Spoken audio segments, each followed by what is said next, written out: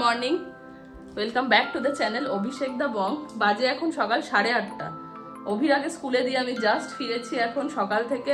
অনেকদিন পর ওদের স্কুল খুললো, তো সকাল থেকে এত দুষ্টুমি করছে, যেতে চাইছে না, ঘুম থেকে উঠতে চাইছে না, ফলে আজকে আমার অবস্থাও খারাপ করে দিয়েছে রেডি করে বার করতে। সকালে অভিরাকে স্কুলে দিয়ে এসে আমি প্রথম যে কাজটা করি সেটা হচ্ছে এই ঘর বাড়িগুলো পরিষ্কার করি। আমাদের এই দিকের জানলাটা হচ্ছে পূর্ব দিক, যার জন্য সকালটা ভীষণ ভালো রোদ আসে ঘরে। যদিও কালকে রাতে একেবারেই ঠিকঠাক ঘুম হয়নি, তার কারণ মাঝরাতে যখন অভিষেক ফোন করেছে আমাকে তখনই বলল যে ওর ব্যাগটা মিসপ্লেসড হয়ে গেছে। তারপর থেকেই চিন্তায় দু চোখের পাতা এক করতে পারছি না, কারণ ওটা হচ্ছে ডকুমেন্টের ব্যাগ, ভীষণ ইম্পর্টেন্ট ডকুমেন্টস ছিল ওটার মধ্যে। যাই হোক, কিন্তু কি আর করা যাবে, মনে হয় পেয়ে যাবে আশা করছি। অভিষেকের ঘরটাও তাড়াতাড়ি করে ঝাড়াঝাড়ি করে নিলাম। ঝাড়াঝাড়িগুলো শেষ করে তারপর যাব ব্রেকফাস্টের দিকে। আরও অনেক কাজ থাকে, যার জন্য সকালের দিকটা আমি একেবারে নিঃশ্বাস ফেলার সময় পাই না। আর যেহেতু আমাদের ঘরে পেট আছে, সেই জন্য একটু তো লোমের সমস্যা আছেই। অনেক দিন ধরেই ভাবছিলাম এই টেবিল ক্লথটা পাতবো, আজকে শেষমেশ পেতেই ফেললাম। আজকে সকালে যখন অভিরাকে স্কুলে ছাড়তে গেলাম, দেখলাম বেশ ঠান্ডা আছে বাইরে। হতেও পারে যে আমাদের এখানে সামনে যেহেতু এতটা জলা জায়গা, খোলা জমি রয়েছে, যার জন্য আমাদের এদিকটায় ঠান্ডাটা একটু বেশি। কিন্তু অগত্যা বাচ্চা মানুষ, ঠান্ডা লেগে যেতে পারে যখন তখন, তাই জন্য আগে ওর সোয়েটার, মোজা, টুপি সব জিনিসগুলো আমি বার করেছি। আর এর ফলস্বরূপ হচ্ছে আমি একটার পর একটা লট শুধু ওয়াশিং মেশিনে কেচে যাচ্ছি, আর সেইগুলো শুকিয়ে আবার তোলার কাজ। তো এখন হয়ে গেছে মোটামুটি কাচাকুচি, এবার যাব ব্রেকফাস্টের দিকে। ঝাড়াঝুড়ি এখন কমপ্লিট হয়ে গেছে, ব্রেকফাস্ট বানাবো নিজের জন্য। আজকে ঝামেলার কোনো ব্রেকফাস্ট না, ওটস খাবো, আর তার সঙ্গে এখন মাকে ফোন করবো, মায়ের সাথে একটু কথা বলবো। আজ আর বাজারে যাওয়া সম্ভব ছিল না আমার পক্ষে, তাই জন্য ব্লিঙ্কিট থেকে কিছু জিনিস অর্ডার করেছি, দেখাচ্ছি আপনাদের।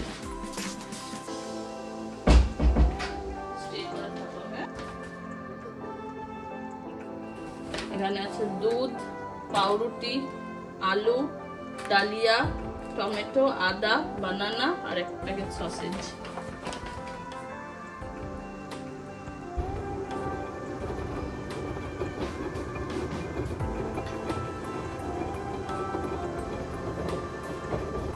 তো এই হলো আমার ব্রেকফাস্ট, দুধ, ওটস আর খেজুর আর একটু কাজু বাদাম দিয়েছি। অভিষেকের সাথে কথা হলো এখনই, হোটেল থেকে ফোন করলো, করে কথা বললে ও এখন ঠিকঠাক আছে। ও গেল রেস্ট নিতে, আমি এবার স্নান করব, করে এসে তারপর ব্রেকফাস্ট করব। অনলাইন থেকে কেনাকাটি করলে জিনিসগুলো এত খারাপ আসে কি বলবো। টমেটোর কত দাম নিয়েছে, অথচ কত খারাপ কোয়ালিটি। জামা কাপড় কাচা হয়ে গেছে, এবার জামা কাপড়গুলো মেলবো, মেলে তারপর স্নানে যাব। এখানে জামা কাপড় দেওয়ার একটা সুবিধা হলো, যেহেতু রোদ আসে ভীষণ তাড়াতাড়ি জামা কাপড় শুকিয়ে যায়। বাজে এখন 10:20, স্নান হয়ে গেছে আমার। এবার যাবো একটুখানি ব্রেকফাস্ট করব। ব্রেকফাস্ট করে তারপরে অভিরাকে স্কুল থেকে আনতে যেতে হবে। এই যে সব জামা কাপড় মেলে দিয়েছি কেচে, এখানে চাদর মেলা, সব কাজ হয়ে গেছে। এবার আমরা মা মেয়ে বসেছি ভালো করে গুছিয়ে ব্রেকফাস্ট করতে।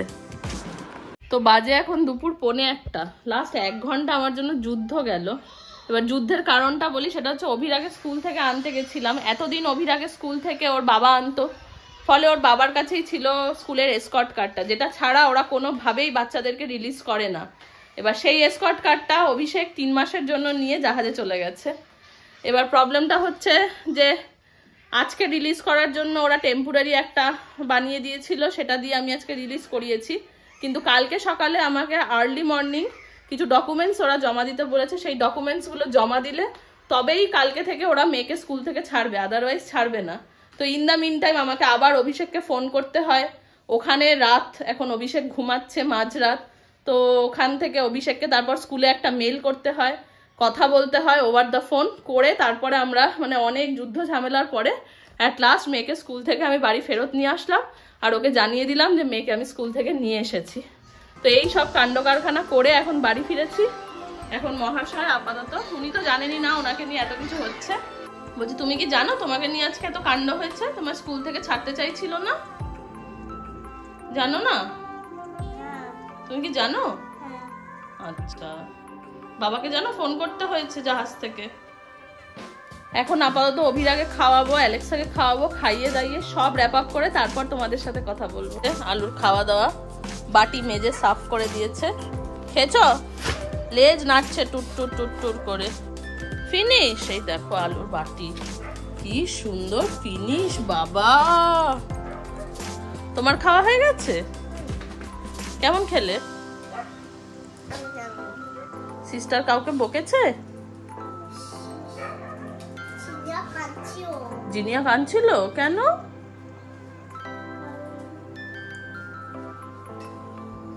কেউ কষ্ট দিয়েছে জিনিয়াকে? তো তুমি জিনিয়াকে তারপরে আদর করে দিয়েছো? কালকে আদর করবে জিনিয়াকে? ঠিক আছে। আর এইভাবেই ভালো মন্দ নিয়ে কাজের মধ্যেই আমাদের একটা দিন কেটে গেল অভিষেককে ছাড়া। কিন্তু অভিষেকও ওদিকে আমাদের ছাড়া ভেনিজুয়েলাতে এখন জাহাজে জয়েন করছে। আগের ব্লগে বলেছি কিভাবে মুম্বাই থেকে ভেনেজুয়েলা অবধি আমার যাত্রা শুরু হয়, কিভাবে আমি আমার হ্যান্ড লাগেজটা হারিয়ে ফেলি, আর 19 ঘন্টার ফ্লাইট আর 13 ঘন্টার লেওভার নিয়ে আমার টাফেস্ট জার্নি, আমি সব কিছুই আগের ব্লগটায় বলেছি। এখানে ডোমেস্টিক এয়ারপোর্টে লাস্টে লাগেজ কালেক্ট করে আমরা সবাই মিলে একসাথে, ব্রাজিলিয়ান ক্রু, ইন্ডিয়ান ক্রু সবাই মিলে আমরা হোটেলটায় পৌঁছাই। এখান থেকে আজকের ব্লগটা শুরু। রোজাবেলা বলে এই হোটেলটা ভেনেজুয়েলাতে অবস্থিত।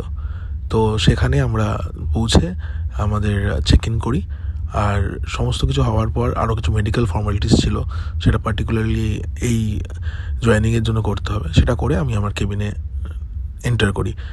তো কেবিনটা খুবই সুন্দর ছিল, আর ফ্রেশ হওয়ার সময় ছিল না তখন বাজে হচ্ছে রাত্রি 10:30 ক্রস করে গেছে, ডিনারের টাইম চলে এসছে। তাই সোজা ওইখান থেকে রুমটা একটুখানি ফুটেজ তুলে আমি চলে যাই নিচে সবার সাথে একসাথে দেখা করে ডিনার করব বলে। তো এখানে আমরা সবাই একসাথে বসে আছি ডিনার করব বলে, আর এই জায়গাটা খুব সুন্দরভাবে সাজানো, আর এখানে খাবারের কোয়ান্টিটি খুব ভালো। পুরো একটা মেনু কার্ড দিয়ে দিয়েছিলো, যা ইচ্ছা অর্ডার করা যায়। তো এটা হাফ স্যুপ আমি অর্ডার করেছিলাম, চিকেন স্যুপ, তার মধ্যে অনেকটা খাওয়া, মানে আমি খেয়ে নিয়েছিলাম আর কি।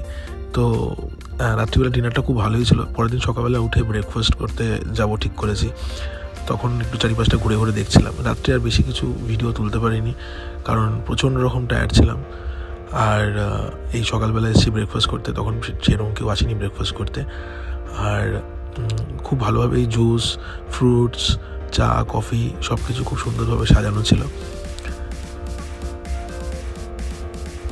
অনেক রকম ব্রেড ছিল বিভিন্ন রকমের, তো ওই ব্রেড, কেক ছিল, কুকিজ ছিল, ওগুলো খুব একটা ট্রাই করিনি আমি, তবে কেকটা খুব ভালো ছিল।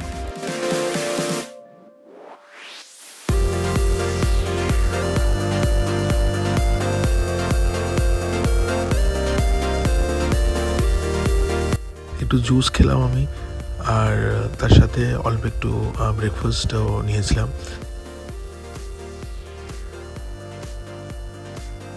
তারপরে ঠিক করলাম যে ব্রেকফাস্ট করে একটু পুল সাইডে যাব।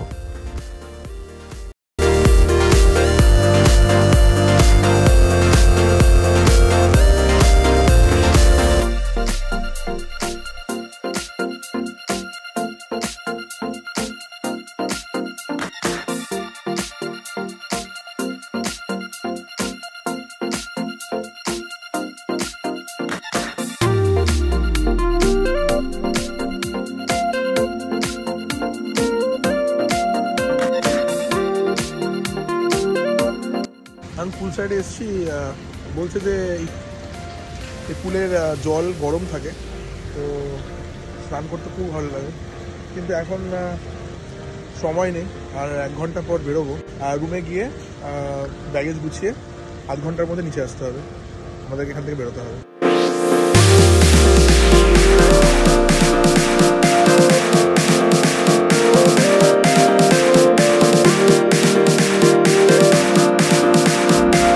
হোটেলটার মধ্যে এলিভেটার, এসকেলেটার সবই আছে, এবং প্রথম আমি দেখলাম একটা হোটেল যেখানে এসকেলেটার আছে। তো আমি দোতলায় ছিলাম, সেখান থেকে নামলাম রিসেপশন এরিয়াতে। রিসেপশন এরিয়াতেও মানে এত সুন্দরভাবে সাজানো এই বসার জায়গাটা, এই গাছপালা দিয়ে আমার দারুণ লাগছিলো। ওখানে সবাই ফটো সেশন করছিল, আমরা ফটো তুললাম, ভিডিও তুললাম, আর ওইখানেই সমস্ত ফর্মালিটিস হলো। রিসেপশন থেকে তারপরে বেরিয়ে আমরা আমাদের বাসের দিকে যাচ্ছিলাম। বেরোনোর জায়গাটাও খুব সুন্দর, এই ফোয়ারাটা এত ভালো লাগছিলো দেখতে। এত বিশাল বড় বাস দিয়েছিল আমাদের যাওয়ার জন্য, সবাই নিজের নিজের জায়গায় বসে পড়লাম আমরা। আর সময় এসে গেল আমাদের আলবিদা বলার রোজাভেলাকে। এত সুন্দর একটা স্টে, আশা করি আবার যখন সাইন অফ করবো তখন হয়তো এই হোটেলটাই আমাদেরকে দেবে। তো এখান থেকে মোটামুটি আধ ঘন্টার মতন রাস্তা ছিল, আমাদের পোর্টে যেতে হতো, যেখানে আর কি আমাদের বোট আমাদের জন্য ওয়েট করছে।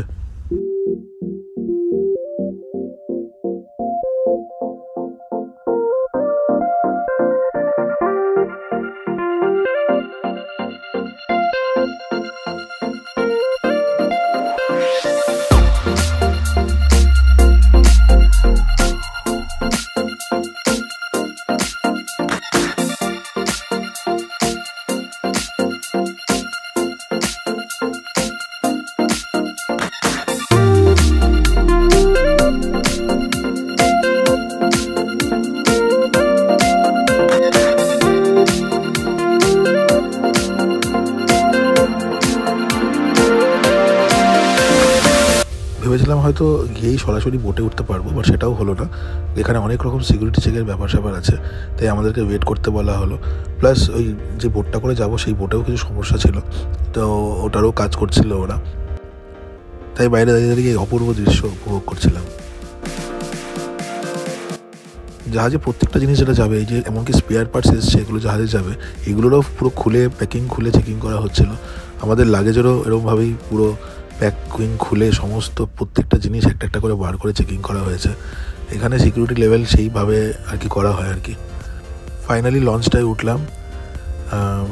মোটামুটি যেতে আমাদের অ্যারাউন্ড 1 ঘন্টা মতন লেগেছে। আর এখানে যখন যাচ্ছিলাম তখন সবাইকে এরকম লাইফ ভেস্ট দেওয়া হয়, কারণ এখানে সেফটি সেই লেভেলের, সবাইকে লাইফ ভেস্ট পরেই বসতে হবে। এই ব্রিজটা খুবই সুন্দর লাগছিলো দেখতে, তাই এটাকে ক্যামেরাতে বন্দি করলাম। আর জলের কালার তো মনে হচ্ছিলো যেন এটা হলদিয়া। ফাইনালি শিপে পৌঁছালাম। অনেকজনের সাইন অন, অনেকজনের সাইন অফ, মোটামুটি 10 জন সাইন অন করছিলাম, 10 জন সাইন অফ করছিলাম। সবাইকে দেখাচ্ছি যে সবাই এখন জাহাজ থেকে বেরোচ্ছে, আমরা জাহাজে ঢুকছি, নতুন লাইফ আবার শুরু হচ্ছে নেক্সট 2.5 মাসের জন্য। চলো ভিডিওটা এখানেই শেষ করছি, টাটা।